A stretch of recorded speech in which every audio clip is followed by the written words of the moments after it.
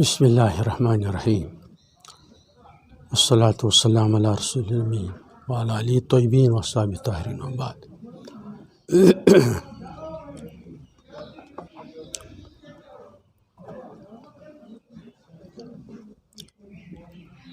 عن ابی ہریرہ رضی اللہ تعالی عنہ قال رسول اللہ صلی اللہ علیہ وسلم من یرید اللہ سبحانہ وتعالی بہ خیرا یصب منہ، رواہ البخاری۔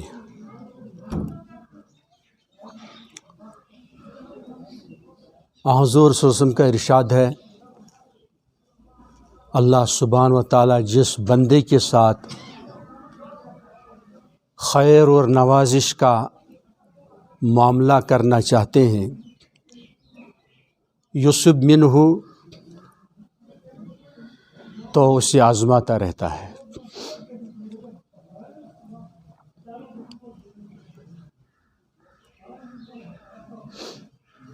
ہر ایک مومنہ کو یہ جان لینا چاہیے کہ یہ دنیا آزمائشوں سے بھرا ہوا ہے، آزمائشوں سے بھری ہوئی ہے۔ کوئی چھوٹنا چاہے تو چھوٹ نہیں سکتا، اس لیے ہر ایک کو اس کے لیے ریڈی رہنا ہے اور گھبرانا بھی نہیں چاہیے، کیونکہ انہی ناگوار حالات، انہی آزمائشوں کی وجہ سے انسان کے درجات بلند ہوتے ہیں، گناہ مٹ جاتے ہیں۔ اس لیے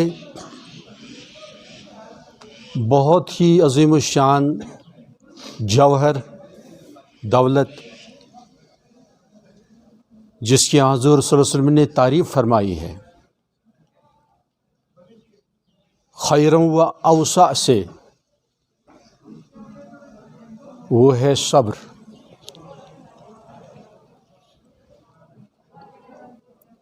رضا بر قضا، اللہ کے فیصلے پر راضی رہنا۔ وہ حاکم بھی ہے، حکیم بھی ہے، اور ظلم سے پاک ہے۔ اس لیے جب بھی کوئی خلاف طبیعت ناگوار چیز پیش آئے تو ہم کو سمجھ لینا چاہیے کہ میرا امتحان ہو رہا ہے۔ اس امتحان میں اس بندے کو میں دیکھوں گا، پرکھوں گا، حالانکہ اللہ کو پہلے سے معلوم ہے۔ دراصل زمین پر اللہ تعالیٰ اس کی نمائش چاہتے ہیں کہ لوگ دیکھ لیں کہ کیسے حالات میں یہ پہاڑ کی طرح صاحب استقامت ثابت ہو گیا۔ یعنی مصیبتوں میں بھی، مشکلات میں بھی اس نے اللہ کے فرائض کو، اللہ کے احکام، اللہ کے واجبات اور دیگر سنن وغیرہ کی حفاظت کی۔ بہت لوگ معمولی آزمائش کی وجہ سے نماز چھوڑ دیتے ہیں، یہ ناکام ہو گیا۔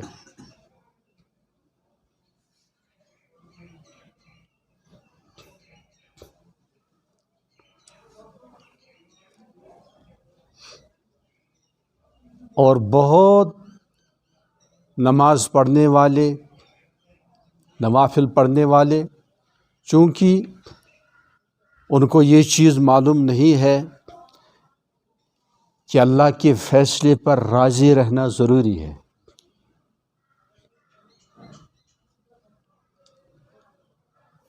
آداب میں سے یہ بات بھی آئی ہے کہ ہر ایک مومن اللہ سے عافیت مانگے، یا اللہ عافیت چاہتا ہوں، مصیبات سے حفاظت چاہتا ہوں۔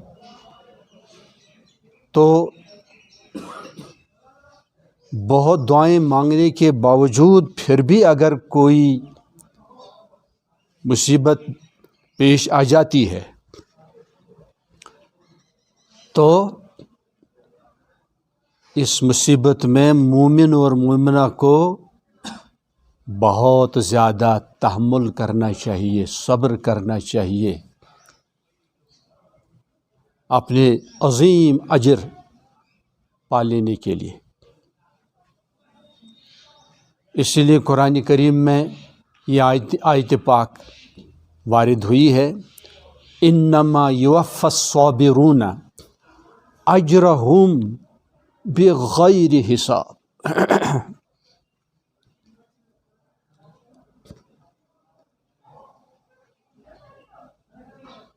یعنی جزئی نیست یہی ہوگا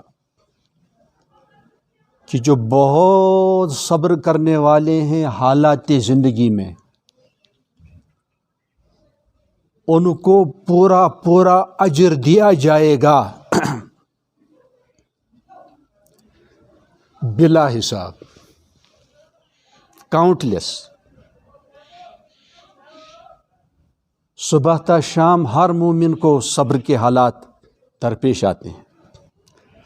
گھر میں بھی صبر کی ضرورت ہے، کاروبار میں بھی صبر کی ضرورت ہے، ملازمت میں بھی صبر کی ضرورت ہے، صحت کے لحاظ سے بھی صبر کی ضرورت ہے۔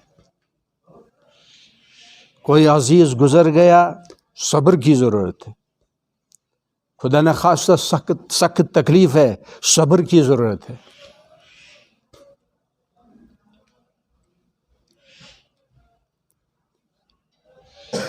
یہاں یہ بات یاد آ گئی جو بہت ضروری ہے،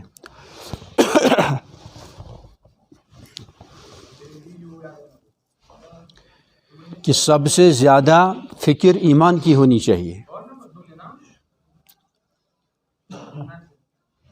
ایمان کی، اور ایمان باقی رہتا ہے اعمال صالحہ سے، یاد رکھ لینا چاہیے۔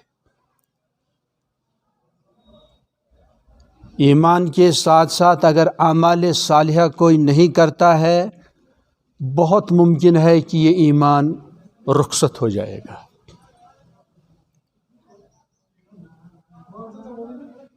اس لیے ایمان کے ساتھ آیا ہے الذین آمنوا، اور ساتھ ساتھ آ رہا ہے وعاملوا الصالحات، اور گناہوں سے اپنے آپ کو بچانا چاہیے۔ گناہ میں یہ مصیبت ہے، المعصیۃ برید الکفر، یہ مجرب بات ہے،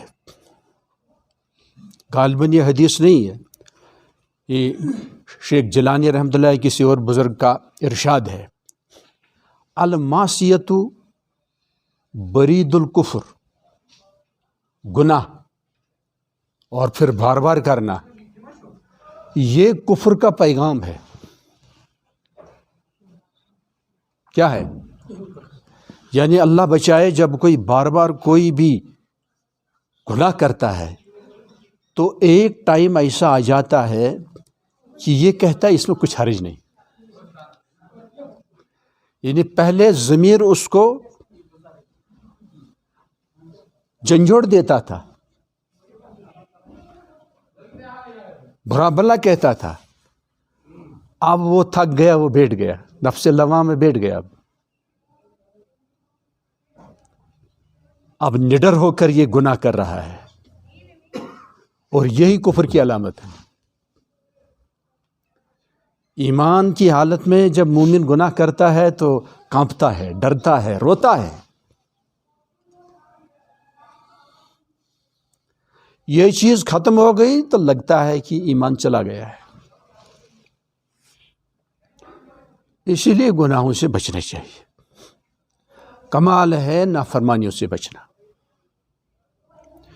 اسی طرح آج کے حالات، آج اکانومک کنڈیشنز بعض لوگوں کے بہت ہی خراب ہوتے ہیں، مالی بحران ہوتا ہے، قسم بقسم پریشانیاں ہیں، بچے بھی بیمار، خود بھی بیمار. کچھ سمجھ گیا؟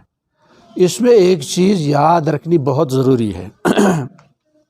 اس لیے میں نے پہلے عرض کیا کہ سب سے زیادہ ایمان کی فکر کرنی چاہیے. ٹھیک ایمان ہو، صحیح ایمان ہو،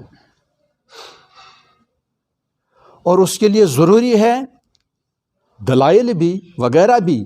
لیکن سب سے پکی بات حقائق میں سے یہ ہے، جب کسی نے جان لیا پیارے نبی صلی اللہ علیہ وسلم کو، قرآن پاک کو، پھر کبھی شیطان ستاتا ہے آگے سے میں، تو اس وقت شیطان سے یہ کہہ دینا چاہیے کہ میں بلا دلیل حضور پر ایمان لا چکا ہوں، مجھے کسی ایویڈنس کی ضرورت نہیں ہے، پروف کی ضرورت نہیں ہے، دلیل کی ضرورت نہیں. تو شیطان فیل ہو جائے گا. کچھ سمجھ گیا؟ اچانک شیطان اٹیک کرتا ہے، شکوک شبہات میں ڈالتا ہے. تو اس وقت کہہ دینا چاہیے میں بلا دلیل حضرت محمد صلی اللہ علیہ وسلم پر ایمان لاتا ہوں، بلا دلیل میں اللہ کو مانتا ہوں، بلا دلیل مانتا ہوں کہ دین حق اسلام ہے، آخرت حق ہے، جنت جہنم حق ہے. ایسے ہی مع بعد الموت دوبارہ زندہ ہونا یہ حق ہے. کچھ سمجھ آ گیا؟ مزید کوئی ترقی چاہے تو پھر قرآن کے بارے میں اس کو متفکر ہونا پڑے گا. قرآن، اس کا ٹیکسٹ جانے، نظم قرآن کو جانے، ترجمہ کو جانے پہچانے، اور تفاسیر کو جانے، تدبر کرے، چاہے کس طریقے سے محنت کرے. واللہ کچھ شک نہیں، یہ قرآن اللہ کی کتاب ہے. اور میں ناچیز اس نتیجے پر پہنچا ہوں، جتنے بھی علوم و فنون ہیں، سائنسز ہیں، فلاسفی ہے، قسم وحدہ لا شریکی، الٹیمیٹ ریئلٹیز، آخری حقائق قرآن کریم کے اندر ہیں. اللہ کا کلام ہے. جو کچھ اس میں بیان کیا گیا ہے، اسی کے مطابق مرنے کے بعد ہم حالات دیکھیں گے. اس میں کوئی اور گائیڈ نہیں کر سکتا ہے. اس لیے قرآن سیکھو، سکھاؤ، بچوں کو محروم مت کرو، ورنہ کل بیٹا ہمارا باپ بن جائے گا. اگر بچپن میں ہم اس کو تربیت نہیں دیں گے تو وہ کافر بن سکتا ہے، وہ ملحد بن سکتا ہے، وہ منافق بن سکتا ہے. ایسی جس بیٹی کی ہم تربیت نہیں کریں گے، دینی تربیت، اللہ کا تعارف، پیارے نبی صلی اللہ علیہ وسلم کا تعارف، ان کو نہیں سکھائیں گے تو کل وہ کافرہ بن سکتی ہے، فاسقہ بن سکتی ہے، ملحدہ بن سکتی ہے، اور وہ بے ایمان مر سکتی ہے، بری باتیں کہہ سکتی ہے، بک سکتی ہے. خاص طور پر جب مصیبت آتی ہے زیادہ تر خواتین ہی کافر ہو جاتی ہیں. وہ گالیاں دیتی ہیں اور کافر ہو جاتی ہیں، ان کا نکاح ٹوٹ جاتا ہے اور خاوند کو پتہ بھی نہیں ہے. زوجین میں سے کوئی ایک بھی کلمہ کفر کہہ ڈالے تو نکاح ٹوٹ جاتا ہے. اسے توبہ کرانے کی ضرورت ہے، پھر شہادتین پڑھانے کی ضرورت ہے، پھر دوبارہ نکاح کرنے کی ضرورت ہے، نیا مہر مقرر ہوگا. اس لیے ان کو دینی تربیت دلانا بہت ضروری ہے. ان کے لیے بہشتی زیور ایک انسائکلوپیڈیا ہے. اردو لینگویج اچھی ہو، ایسی خواتین کے لیے شرعی احکام. پھر مزید کسی کو فرصت ہو، صلاحیت ہو، قابلیت ہو، جوش و خروش ہو، طلب ہو، تو معرف الحدیث پڑھے گی، معرف القرآن پڑھے گا، انشاءاللہ بہت کافی ہے بقدر ضرورت البدین. اپنی بیماریوں کو، شکوک شبہات کو مہربانی کر کے اندر ہی دفن مت کرو. کسی مسلمان کو کوئی شبہ آ جائے اس کا علاج کراؤ. شکوک شبہات کی گنجائش نہیں ہے. ایمان یقین کا نام ہے. کچھ سمجھ آ گیا؟ اسی لیے میری گزارش ہے کہ سب سے زیادہ فکر کے لائق، اہتمام کے لائق، حفاظت کے لائق، پروٹیکشن کے لائق ایمان ہے، عمل صالح، اس کے بعد صحت. اس کے بعد صحت. کھانا پینا یہ سب بہترین ہو.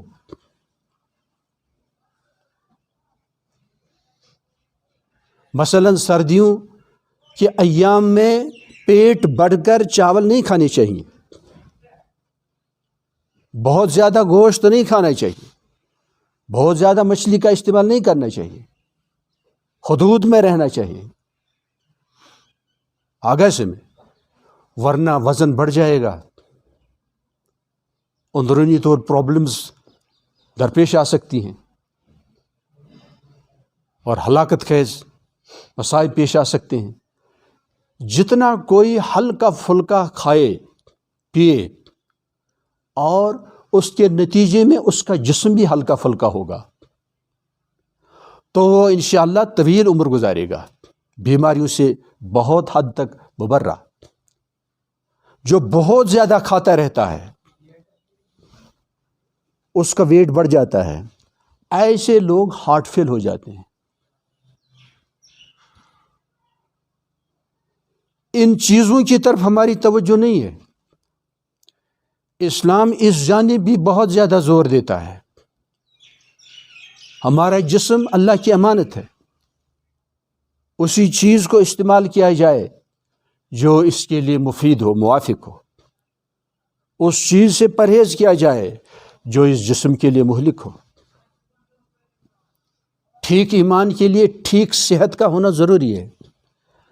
بیمار مومن اس کی عبادت بھی بیمار ہوتی ہے. اور المومن القوی احب، طاقتور مومن اللہ کو زیادہ پیارا ہے. وہ اپنے کام بھی انجام دے سکتا ہے، دوسروں کے بھی کام آ سکتا ہے. ایسا مومن اللہ کو بہت پسند ہے. جو خود بیمار ہوگا وہ اوروں کی کیا خدمت کرے گا؟ اس لیے براہ کرم ڈاکٹرز جو ماہرین ہیں ان کی ہدایات کے مطابق اس کو کہتے ہیں حفظان صحت، ان کے اصول کو جاننا، ان اصولوں کو جاننا ہر مسلمان کے لیے ضروری ہے. مثلا میں ایک مثال دے دیتا ہوں. جو بہت ایکسپرٹ ڈاکٹرز ہیں وہ کہتے ہیں کہ یہ جو خوردنی تیل ہے کوئی بھی تیل کھانے کے لائق نہیں ہے. کوئی بھی تیل کھانے کے لائق، لیکن بہت زیادہ تیل کی کوانٹٹی ہم استعمال کرتے ہیں، ماننے والے نہیں ہیں ہم، اور اندرونی طور تباہی ہو جاتی ہے. مہلک امراض میں بہت لوگ مبتلا ہیں. کچھ سمجھ آ گئے؟ اس لیے اس کا علاج ہمیں ڈھونڈنا ہے. اگر کوئی مجبور ہی ہو تو کم از کم اگر وہ دودھ کی ملائی جمع کر کے اس کو گھی میں تبدیل کرے، اسی میں سے تھوڑا سا اپنے کھانے پینے کی چیزوں میں سالن ہے وغیرہ ہے تھوڑا استعمال کرے. اب دیکھ لیجئے، میں بھی بہت شوق سے زیتون کا تیل ڈھونڈتا تھا، لیکن سنا کہ اس میں بھی پریزرویٹیوز ہوتے ہیں اور وہ انسان کی صحت کے لیے بہت مضر ہیں. اس لیے پریزرویٹیوز کے بغیر تیل ہونا چاہیے، چاہے سرسوں ہی کا صحیح، ہاں کم مقدار میں ہمیں استعمال کرنا چاہیے. لیکن ہم سب غافل بیٹھے. اسی طرح بہت چیزیں ہیں جو ہم کھاتے رہتے ہیں، ہمیں فکر نہیں ہے اپنی صحت کی. ایک مثال دے رہا ہوں، علاج ہے، تھوڑا سا گھی ہم استعمال کر سکتے ہیں لوکل، اس میں پریزرویٹیوز نہیں ہوتے ہیں، تاکہ فیملی میں ہر ایک کی صحت اچھی بنی رہے. ایمان کے بعد عمل صالح، عمل صالح کے بعد پھر صحت عافیت، اپنی صحت، عیال کی صحت کی فکر کی جائے، بیلنسڈ ڈائٹ ہو، مضر چیز پیش کرنے سے ہر ایک بچتا رہے، پرہیز کرتا رہے، انشاءاللہ بہت بچت ہوگی. چونکہ ادویات پر، بیماریوں کے معالجے پر بہت زیادہ خرچ آتا ہے. ان چیزوں سے انشاءاللہ پھر بچ سکتا ہے، بچت ہوگی انشاءاللہ، اور مالی حالت اچھی بن جائے گی. اسی طرح دوسرے مسائل ہیں، اس میں بھی بہرحال صبر کی ضرورت ہے، خاص طور پر معاشی فکر. اور ہمارے چند بزرگ فرماتے ہیں کہ ہم ہائر ایجوکیشن حاصل کرتے ہیں، ہمارے بیٹے بیٹیاں وغیرہ، کس لیے؟ کسی فرم میں، کسی کارپوریشن میں ملازمت کے لیے، نوکری کے لیے.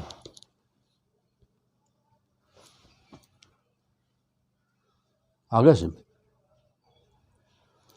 زیادہ بہتر یہ ہے کہ ہر ایک بہترین قسم کا کاروبار کرے. کیوں؟ مثال کے طور پر کوئی بہت بڑا پروفیسر ہے، ریٹائر ہونے کے بعد وہ اپنے بیٹے کو اپنی جگہ نہیں رکھ سکتا ہے، رکھ سکتا ہے، لیکن بہت بڑا مالدار مومن تاجر، چاہے غیر مومن بھی ہو، اولڈ ایج میں، کمزوری میں، وہ اپنے بیٹے کو بٹھا سکتا ہے یا نہیں؟ تو یہ سوچنے کی بات ہے، یہ سوچنے کی بات. یہ غلامانہ ذہن ٹھیک نہیں ہے.